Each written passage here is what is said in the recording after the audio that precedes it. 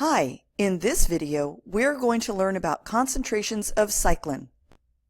Cyclins are proteins that control the timing and progression of the cell cycle. They work by activating enzymes called cyclin-dependent kinases, or CDKs. Different cyclins are made and broken down at specific points in the cycle, ensuring that each stage, the G1, S, G2, and mitosis, happens in the correct order.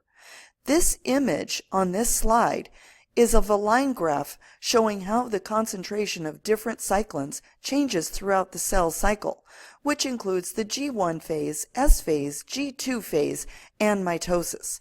The y-axis represents cyclin concentration, and the x-axis represents the cell cycle phases. Cyclin D, represented by the red line, rises early in the G1 phase, stays relatively high through most of the cycle, and gradually declines after mitosis. Cyclin D helps push the cell past the G1 checkpoint.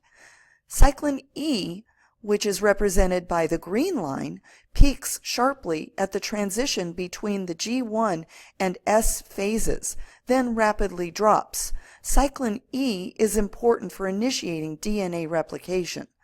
Cyclin A, which is represented by the blue line, begins to increase during the S phase, peaks in the G2 phase, and declines as mitosis begins. Cyclin A helps regulate DNA replication and preparation for mitosis.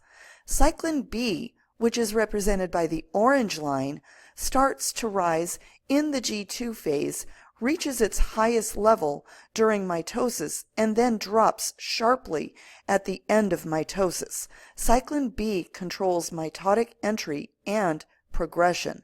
Together, the curves illustrate how cyclin levels rise and fall in a coordinated cycle, ensuring that each stage of the cell cycle occurs in the correct order.